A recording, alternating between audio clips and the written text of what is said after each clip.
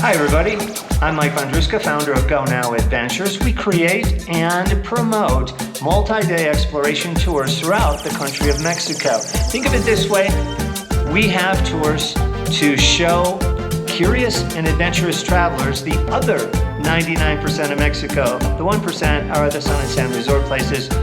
We don't go there. One of my jobs is to scour the country of Mexico. I've been to every state multiple times, looking for unique experiences, unique locations that are usually off the well-beaten tourist paths. And I ran across one of those just a few days ago this past weekend, and it was totally by accident. Actually, I was going to visit some friends who live about a half hour away from where I live in central Mexico. The town they live in is called Zempoala. It happens to be a Pueblo, Mexico town. It's about, if you look on a map, it's about less than 2 hours north and a little bit east of Mexico City. Zempoala was given Pueblo, Mexico status for its mix of colonial history, Pulque traditions, which I will talk about in a moment, its big Sunday market, the impressive Todo Los Santos ex-convent, which was built in the late 1500s right in the center of town, as well as several nearby old haciendas, which you can still visit. What Zempoala is most known for is its connection to the Aqueducto del Padre Templique. This incredible aqueduct system is one of the most important historic engineering projects in central Mexico, which was completed way back in the 16th century. In fact, it's recognized by UNESCO as a World Heritage Site. Okay, back to my story. So I meet with my friends in Zempoala, and they introduce me to one of their friends. His name is Juanito. And Juanito has a furniture store right in town and some other real estate business dealings as well. We all go for lunch. We're at lunch, and Juanito starts telling us about this farm. He knows the owners, not too far outside of town, down some dirt roads and that. They have 20 acres approximately. What do they grow? Maguey plants. Across Mexico, the maguey plant, which is a type of agave, has been used for centuries as a source of food, fiber, medicine, building materials, and of course, traditional drinks. Different varieties of agave are used to produce mezcal and tequila, making this plant an important part of Mexico's rural life, traditions, and cultural identity. Another drink that comes from certain maguey plants is pulque. Pulque is made by fermenting the sap. That sap, they call it agua miel.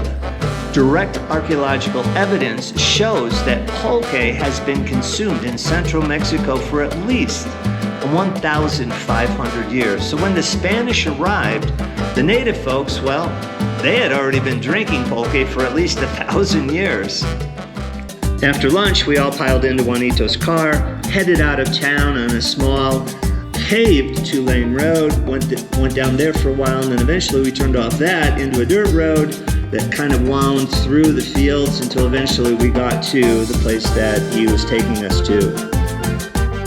As you can see in this clip, we traveled down this small dirt road to reach the farm for a little while.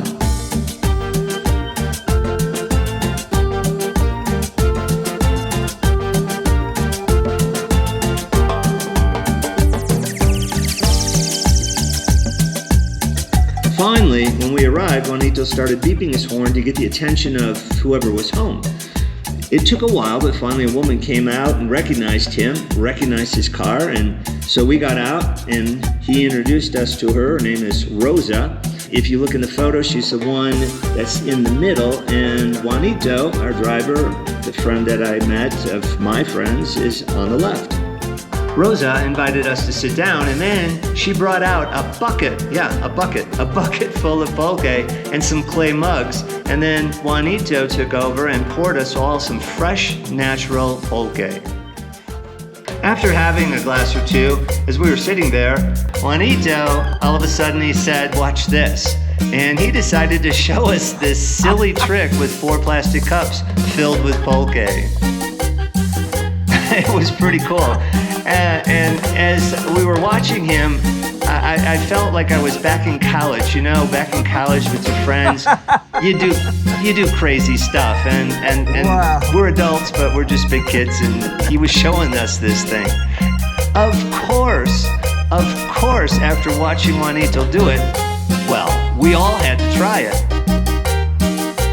First up was Philip's wife, Veronica. Since she was closest to Juanito, she decided, though, not to try to do 4 cups. She said, you know what, I'm just gonna try it with 2. So, here she is. As her husband Philip was watching and she successfully did it, he was like, okay, I gotta try this now. I gotta try this. And so he wasn't gonna go for 2 cups. He's like, yeah, I'm going for 4. Oh, okay. This is the macho thing. 4 of them. Here goes. So far so good. Watch that top one. Nice.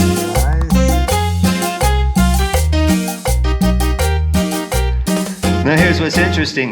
After Philip successfully did it, he kind of turned this into a competition. It was the 2 Mexicans, his wife and Juanito, against the United Kingdom, England, where he's originally from, and of course me, from the United States. So lastly, I tried it. After some false starts, I was able to accomplish the feat, although I have to say, some of it went on my nose.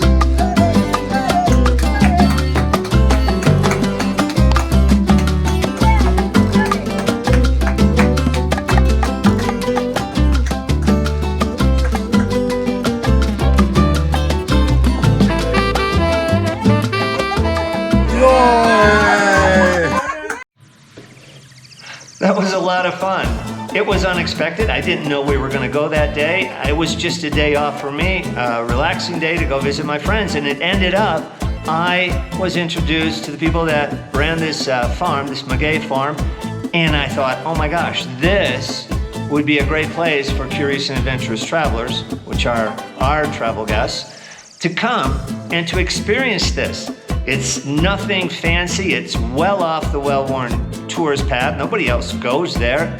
I mean, we came with Juanito, who know these people. But talking to Rosa, the person that was there in the farm, she said, yeah, if you call in advance, we can make arrangements. We can do a demonstration. We can go into the field, show everybody the maguey, come back, show them the process to make it, the drink, and then, of course, taste the drink. And she said on top of that, she said, we can actually serve them lunch. We can make a nice traditional lunch here and we can eat right here. And I was like, wow, this would really be a great addition to a multi-day trip in central Mexico in the state of Hidalgo. So that's sometimes how I run across these things. Not necessarily by design, but by accident. I know someone who knows someone who knows someone who says, come on, let me show you this. And that's the beauty of traveling throughout the country to really find places like this for our travel guests. I've said this many times, and you can also read this on our website. On the first page, it says, our tours are not necessarily for everyone, but for those people who are adventurous, who are curious about learning the history, traditions, the culture of the countries they're visiting, then those are the type of people that will like our tours. To come and visit a place like this maguey farm that's just real Mexico. It's not set up for tourism whatsoever. Nobody else is going to go there. It's just she invited me and guests in the future to come there. She's not advertising, oh, you know, we're going to use this company, that company, you know, tour company. No, it's think of it this way, it's exclusive. And that's the fun of coming on our Go Now tours. Okay, that wraps up this story for this video. Thanks for watching, everybody. I encourage you to look in the description below for the links to our tours, to more information about Go Now Adventures, as well as, if you want, you can sign up and for our newsletter and receive a free 17 good to know tips for exploring the real Mexico. These are tips that I personally came up from my many years of traveling all throughout this country. I want to end this by saying, from one traveler to you guys, and that is, at all possible, really travel deeper, explore more, and if you can, go now. All right, go, do it, get out there, go for it, go now. I'll see you in the next video. Thanks for watching. Nos vemos pronto. We'll see you in Mexico.